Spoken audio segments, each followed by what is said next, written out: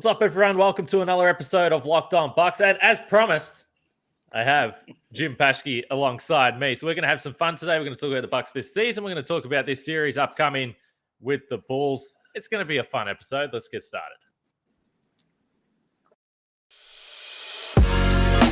You are Locked On Bucks, your daily Milwaukee Bucks podcast, part of the Locked On Podcast Network, your team every day. Welcome to Locked On Bucks. I'm your host, Kane Pittman. You can see and hear me on this show Monday to Friday, and also find my other work over at ESPN. And as I said, joining me, a man that really doesn't need any introduction at all, Jim Paschke, a man that I just mentioned to you, Jim, until this year, hardly ever watched a Bucks game without your voice. So you were a massive part of me enjoying the Bucks and enjoying the NBA as well. So as I said, no introduction needed, but it is very nice to catch up with you and very nice to see you. Well, thank you for the kind words. It's great to be with you, Kane. And same thing for me, right? I didn't watch a lot of Bucks basketball other than being at courtside calling the game. So now I'm on my couch here in my den, and it's a different ball game altogether, but it's been a lot of fun. So you mentioned to me, and I was laughing about this at home, and I was talking with my co-host yesterday about you saying this, because I reached out and said, are you interested in doing this? And I wasn't sure if this was something you still wanted to do. Of course, knowing you said yes straight away. But you also told me that you had to do some preparation. And this was what I was laughing at, because I've seen you before games, whether it's in Milwaukee or on the road, and you've got your massive pile of notes. You're doing all your preparation. So now, kind of like me here in Australia, you watch the games. I don't know, whether it's on the couch at a restaurant, wherever it is, but you can put your feet up, you can relax. So how is this experience of watching games? Because it is very unusual for you. Well, it is. I watch games and I see things that I would comment on, and I can't comment on them. So I do see the game at a similar level to what I was doing before, but I'm not plugged in to the degree I was. I don't study every day. I don't read, 50 articles every day like we used to get ready and talk to people. I haven't been to a practice. So my enjoyment level of the sport is the same. It's just a little quieter. And, I do worry about my knowledge compared to what people expect from me because of what I did for 35 years. But, that being said, I still enjoy Bucks basketball, and I've watched an awful lot of basketball this year.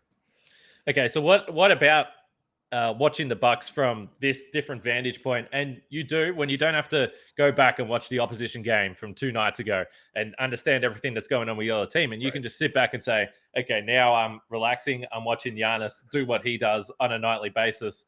So is that part of it has to be enjoyable, I'd imagine, because watching Giannis, the Bucks have been great, obviously, for a number of years now, but the night-to-night experience of just sitting back and enjoying what Giannis does, for me, is still the most enjoyable thing about watching the Bucks right now. Well, that's a fact, and every night is special with him on the court, and I think he's had his best season again. That's the amazing thing to me. I've watched him very closely all season, and he's had he's had his highest scoring season, and he's had a very efficient season, perhaps his most efficient season in his career. So he is a marvel to me. He continues to be amazing to me. And I don't know, how do you keep getting better, forever? I don't know how you do that. And so far he's done that. So it's just incredible, really.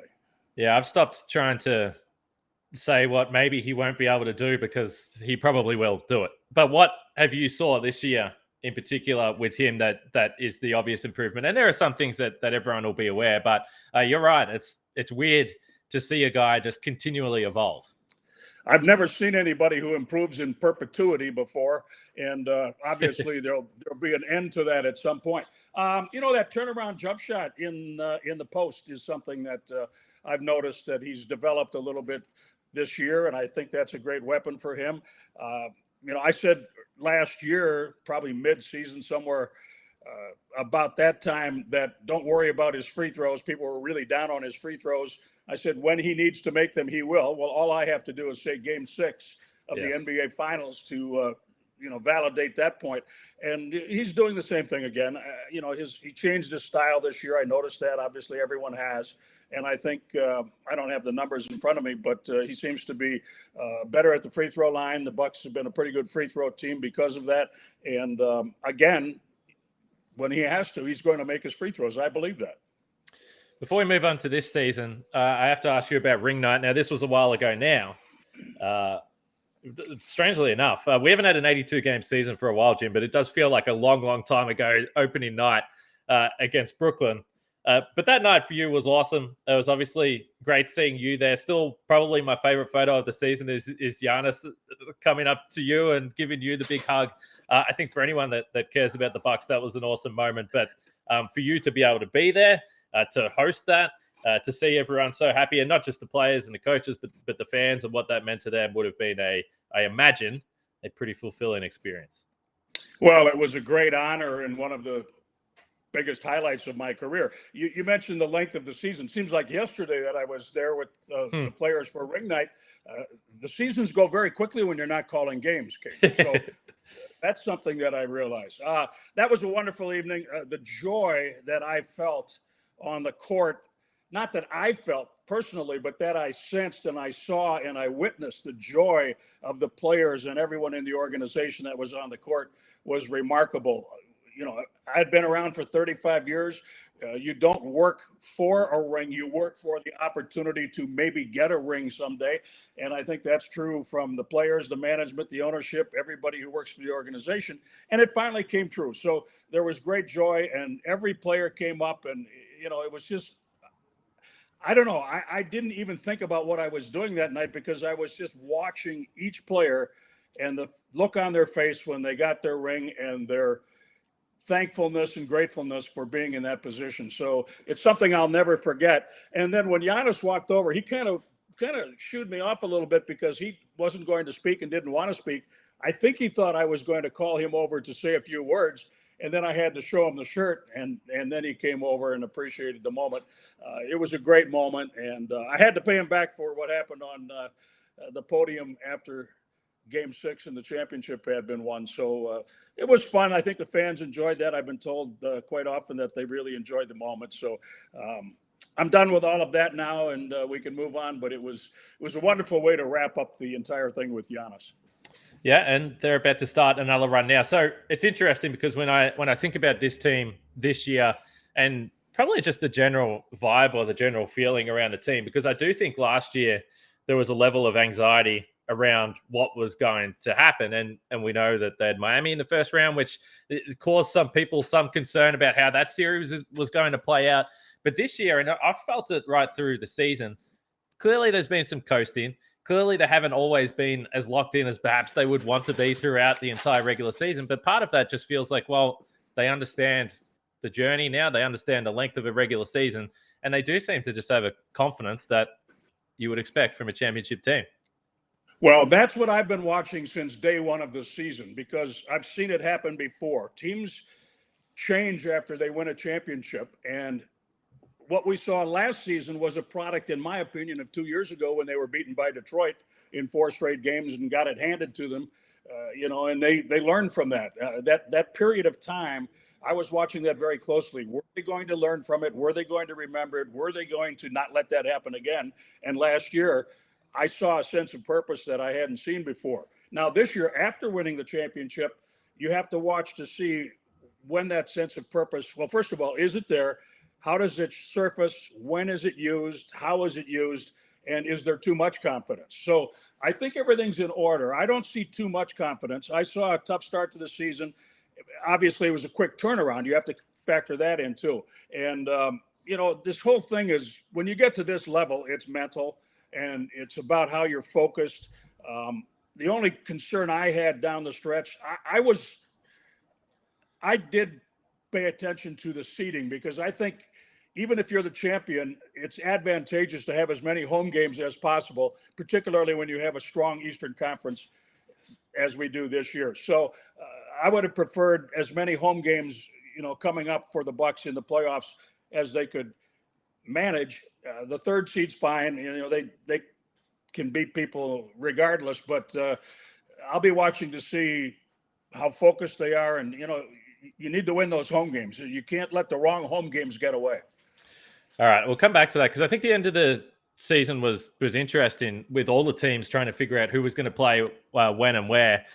First, Jim, this is part of the show now. I've got to mention now sponsors, and the first one is betonline.net, which is your number one source for all the betting stats and sports info. And by the way, I have in front of me here the odds that you can get on betonline.net for NBA Finals MVP. Now, Devin Booker is the favorite for Finals MVP. Now, obviously, Phoenix have had an incredible season so far this year, but Giannis is on the second line there as well. So if you think the Bucks are going to have a long playoff run, and you think if they get to the NBA Finals, you would suspect that Giannis might be the player in the box seat to win NBA Finals MVP. You can find those odds at betonline.net. So head to the website today or use your mobile device to learn more about the trends in action. That's betonline, where the game starts. Do you miss the ads, Jim? Do you miss the ad reads that you do? Have you heard Marcus? He had a sing along. Dua Lipa, I think he was. Yeah, Marcus is the best. I love him. Whatever he does makes me laugh, and I learn from him every time I listen. While you were just doing that ad, my mind was racing back to the beginning of my career, right up until the end, because we didn't talk about what you just talked about. That was verboten for years, and that's probably the biggest change in my career. Now, it's fine. I'm cool with that, and everybody else is.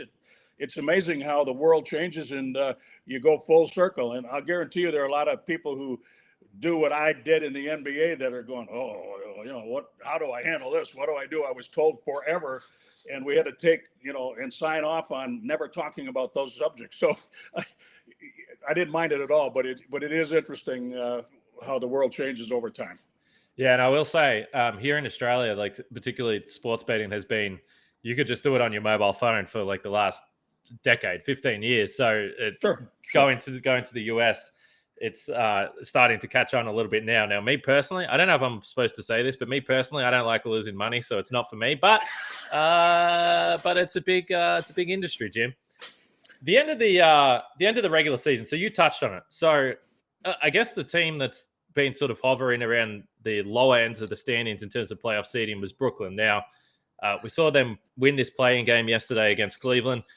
But ultimately, the Bucks, and of course, they could have lost that game against Cleveland. But by not playing any of those starters, they basically put themselves in a position where it was probably more likely that they were going to be the 3 seed. How did you view that? Because if you remember back to last season, they had a game against Miami, which they could have done the same thing. And they said, screw it. We're going to beat you in the regular season. And then we're going to face you in the postseason, even though most people were saying that was a bad decision. You see, I'm an old man now, and that's the way I was raised. You go at it right between the eyes every day, right? But there are other considerations. I will not criticize any decision that was made. And I had a thought this week that I hadn't considered. In fact, it was this morning at breakfast.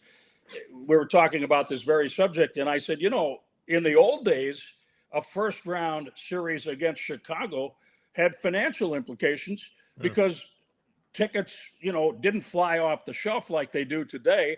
And Chicago fans would come up and it would be, a better situation financially in the first round. Now, of course, it's different. It's tougher to get a ticket. There's not an issue with that as much, if at all. I don't know that because I'm not there on a daily basis, but I suspect that, they don't have to rely on opponent fans to sell out the building anymore with a championship team. So, there's all kinds of things to consider there. In my perfect world, you go at every game as if it's the last game you're going to play, and you take your chances. It worked last year. I don't think it's a big deal this year. It might buy a little time and might buy some days off if the series doesn't get extended, and that's a good thing. You can prepare then for a tough second round matchup in all likelihood. So I don't have a problem with it at all, to be honest with you. And the people that are making those decisions have far more knowledge of why they're doing it than I ever will. So, well, look, I also am someone who gets a little paranoid about, last game. Not that it would have been a meaningless game, but a game where, it's a 2 seed or a 3 seed. A few hours later, I'm watching Luka Doncic go off the floor with a calf injury, and I'm like, okay, that is the last thing any team needs at this point. That is true. That's the big consideration, and that's the fail-safe on that decision. Obviously, you don't want anyone to get hurt, and you don't want specific people to get hurt. So I can understand all of that, and that's why I say that's a decision that is made by people that are a lot smarter than I am. So Bucks and Bulls, and I've mentioned this a couple of times this week, just because it's a memory of mine. But my first trip to Milwaukee, and the first Milwaukee game I ever saw live was Game 3. I went to Game 3, 4, and 6 of Bucks and Bulls back in 2015. And when you talk about, so you saw the tackle then. Oh, I saw the tackle, and and I've told this story before, Jim, but I'm sure people haven't heard it. So Game 6, I was at that point, and we all were. I think there was a feeling, and you could feel it in the city, that the Bucks were down 2-0. They started to get this momentum. Game 5 was a great win on the road. There was a feeling that they were going to, they were down 3-0, but there was a feeling that they were going to force a Game 7. And so I was supposed to fly home the day after Game 6. And in my head, I was like, well, I can't do that. I'm going to have to go down to Chicago for if there's a Game 7. So I've extended I've tried to extend my flights, change my flights. I'm on the phone back to Australia. And by the time I got a phone call to say that my flight and my trip had been extended, it was halftime of Game 6. The Bucks were down by 45 points or something like that. And there wasn't going to be a Game 7 anyway, but I spent an extra 2 days in Milwaukee, which was nice. Yeah, I just was thinking about that series, Giannis, and Mike Dunleavy. I remember that vividly. I just took a little peek over to my left in the corner by the Bucks bench and happened to see Dunleavy, give him a really tough shot and then go down the court. And Giannis just, ran 50 yards and took him out on the sidelines and put him in the first row and then was suspended for Game 1 of the next season. Now, in retrospect, Giannis was a young man, and you shouldn't be doing that in an NBA playoff game, I suppose. But he showed us a little bit about his spirit with that situation, didn't he? And he showed us that he's not going to take anything from anybody. And now you extrapolate that out all these years, and you go, "Oh, okay, I see now what was inside of him and how he's going to react." And he does it in a different way now, and he controls himself. But that was raw, and it was revealing. And this is something we've learned about Giannis along the way as well. As you pointed to, obviously loyalty is a big thing. And throughout that series, there was multiple incidents with Michael Carter-Williams and Dunleavy. And that was the final straw, as you pointed to. And he said, listen, if you keep picking on my brother, who, by the way, Michael Carter-Williams, several years older than Giannis, and Giannis was still like, I'm not letting you get away with that. There was something, I think, even though the Bucks lost the game very badly, there was something endearing about that I think people already loved Giannis, but when they saw that, they said, okay, this is a guy that you want around for the long term. Well, we couldn't get too excited about it because you, again, shouldn't be taking people out and throwing them into the first row like that. But, you're right. He had watched Dunleavy, who is a feisty player. And, Mike, of course, had been in Milwaukee, so he knew him well. And, when he was with the Bucks, you didn't see all the things he did. But when he was with the opponents like Indiana and Chicago, you saw everything that he did. And, Giannis had watched that. And then Dunleavy, I don't know why he popped Giannis, but he got him pretty good in the corner. And I'm not sure very many people saw that.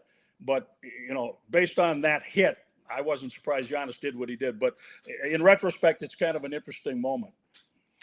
And this year will be interesting. I mean, the Bucks have certainly historically over the last 3 or 4 seasons have really dominated the Bulls. And it's been the same case this year in the regular season. But there was the Grayson Allen incident, Jim, that's added a little bit of spice to this as well. Now, I think credit to Grayson Allen because the first time they played after that incident, I thought he was a little bit cautious.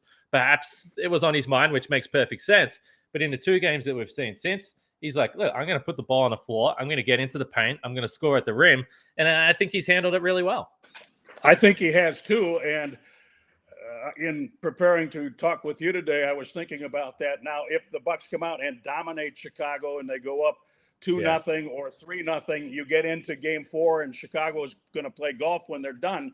It might get a little chippy. They might bring that back. You never know. The playoffs are a different animal and all kinds of things can happen. But that'll be in the back of my mind, depending on how this series goes. All right, so we're nearly heading into summer, Jim, which means that you're going to need some sunglasses, which means that you should go to our friends at Shady Rays, Jim. Shady Rays is an independent sunglass company that gives you the features of $200 sunglasses for a fraction of the price. That means polarized lenses, well-constructed durable frames, and premium high-end finishes. Also, something you won't find anywhere else is Shady Rays' insane protection program. I'm always losing or breaking sunglasses, Jim. It's a trademark of mine. But if you lose them or break them, they'll replace them with nothing to pay. It's as simple as that. Plus, 10 meals are donated to fight hunger in America when you shop with Shady Rays exclusively for our listeners. You can head to shadyrays.com. Use the code LOCKEDON to get 50% off 2 or more pairs of polarized sunglasses. So shadyrays.com, go check it out, Jim. But as we continue the conversation with the Bulls, so as I said, I think most people have viewed this as a favorable matchup, but the Bulls really for the first half of the season had a remarkable run. They were better than advertised defensively. A number of injuries obviously changed the course of their season. But where do you see the biggest advantage for the Bucks in this series against Chicago? Because they are heavy favorites. Well, before that, I'm digging that 50% off on Shady Rays. Do they come in bifocals? Do they make bifocals? I need bifocals. I'll have to talk with my people, but for you, Jim, I think they could definitely do so. Chicago ran out of gas. That was a pretty good basketball team all year, and I think they just ran out of gas. They have some injuries, but in looking at the Bulls, I thought they turned it around very well. But I also understood that they didn't have a lot of playoff experience with this group, and I didn't think that they would be a deep playoff threat. And then I saw them run out of gas down the stretch, and so we'll see what's left. Now, you won't hear me predicting 4-game sweeps. I don't do that because I just think that's too risky in the NBA. It's hard to sweep a team, but I don't think this would be a very deep series, to be honest with you. It could go 5. 4 or 5 would be where I would think this would go. But, Chicago, they don't shoot a lot of threes, but when they shoot them, they make them. So if they get hot one night and they're prolific with it, they could maybe give the Bucks a little trouble in one game. But I don't see it going too deep. So one of the players I wanted to ask you about was Bobby Portis, because I think if we went back to the start of the previous season, I don't think that there was anyone who could have possibly predicted the impact that he was going to have. I mean, he was always been talented, but he'd been on bad teams. And I remember on this show, we were discussing the absolute best case scenario, what we thought, and I still don't think it was anywhere near what he's been able to produce. And when you think about this year with Brook Lopez, we mentioned opening night, then he's on the shelf for 60 plus games. He's had to carry a serious load for this team. And clearly he's become one of the most popular players. But what do you enjoy about Bobby Portis? Because he has become a tremendous player for this team. Well, this is interesting because you're asking me questions that I thought you might ask. And when it comes to Bobby Portis, what I think about all the time is the fact that, and he would have to answer this, and I would like to ask him, and maybe you can someday, but I would ask him, how did Giannis's support last year help you get to this point? Because when I talked to Giannis, he would never let me forget about Bobby Portis. He would always say, don't forget Bobby Portis. Don't forget Bobby Portis. So he was a Bobby Portis guy. And I think when Giannis brings you along like that and ingratiates you into the team and welcomes you, that leads to really good things. And obviously Portis has had the perfect skill set with this team. So I think those are the two things. He was up and down when he was playing elsewhere prior to coming to Milwaukee. That was it. Lack of consistency probably. But I think with Giannis bringing him along and being on his side and then just letting him flourish with his skill set, somebody had a really good idea of putting him with this team because it's been pretty amazing how well he has fit. And then he takes less money to stay here. So that tells me that he likes how he's treated here. And, I want people to understand that I think that part of that is the way Giannis treated him and brought him into the group. I'm glad you brought it back to and others, of course. That's right. But I'm glad you brought it back to Giannis because this is something that this was one of the biggest takeaways. And I tell people, and they ask about Giannis, and I say, well, I was only from a distance, but you get to be in the locker room and those types of things. And I remember it with players like Thon Maker, my Aussie friend Thon Maker. I remember it with Christian Wood and a bunch of other guys that were maybe the 14th, 15th player on the roster. And Giannis is always talking to them, always encouraging them, always making them feel welcome. And I haven't been close to another team like I spent the time around the Bucks, but it feels so unnatural that a superstar player like that makes a constant effort to talk to everyone, the role players, the guys at the bottom of the locker room. And in many respects, it sums up the entire Bucks locker room, but it's special. And I think that is a good point you make. And I don't think we should think that, how do I want to say this? He brings people along that he thinks he should bring along and that he thinks deserve to be brought along. I don't think he does that falsely. Yes. There have been players where he's not going to prop up somebody who's not going to be worthy of being propped up. Okay. Is that a fair way to say that?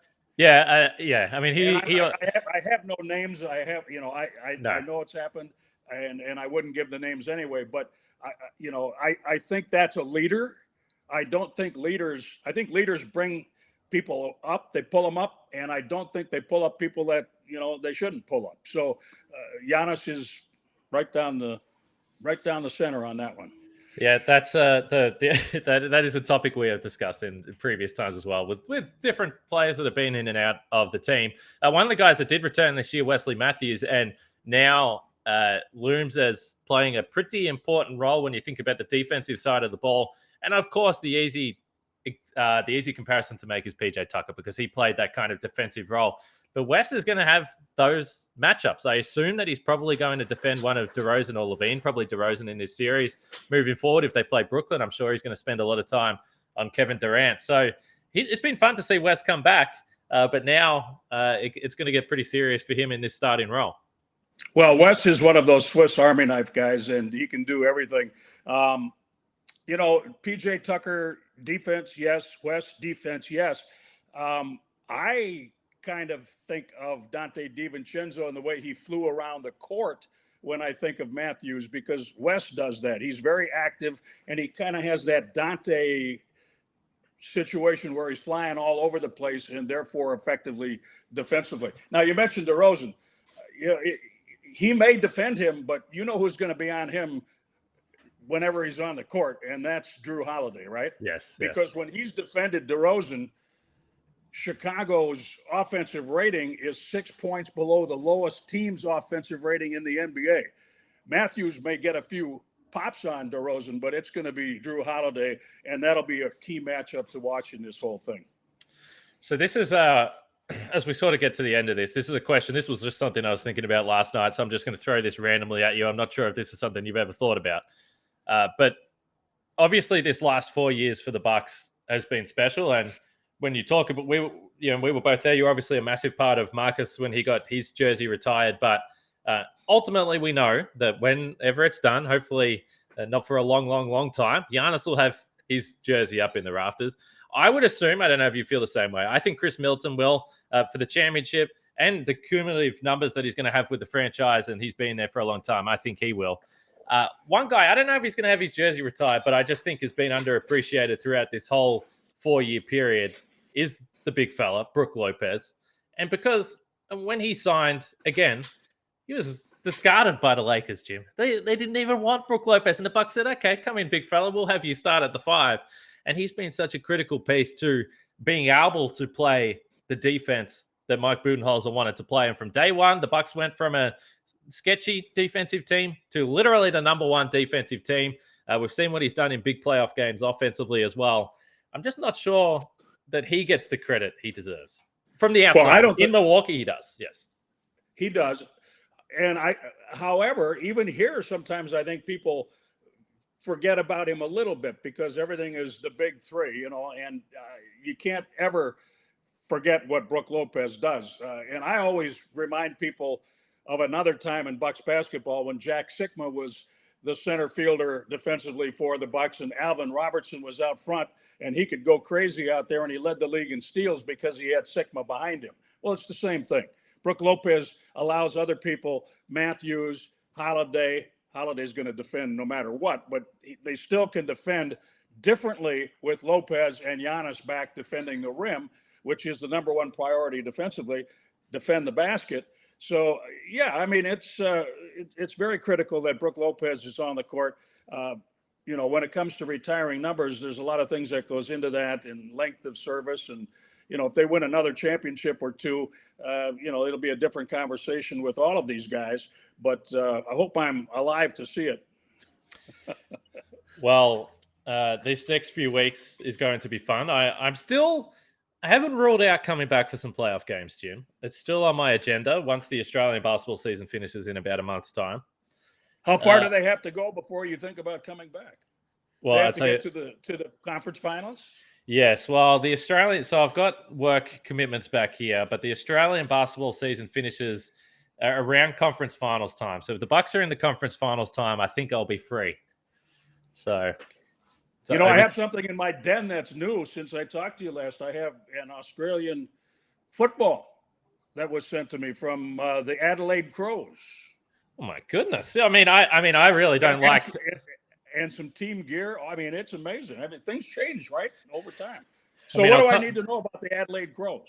Well, you need to know that I don't like them, first of all. Okay. I'm glad I brought it up then. No, they are. Oh, okay. Let's get to the bottom of this. Where has this come from, Jim? Please tell me. Why have you got Adelaide Crows stuff? How did this come about? It's a good story. When years ago, a lady from Australia was traveling, a young woman and a friend, and they wanted to meet Andrew Bogut, and I was able to tell Andrew that they were from Australia and they were coming to watch Bucks basketball, and she stayed in contact with me. She was in New York years later and just said hello. And she just went to work for the Adelaide Crows, and she said, I want to send you some stuff. So I get a box from Australia, and your arch rival, or the team you hate, is the team now that I have to support. So I apologize for that, sort of.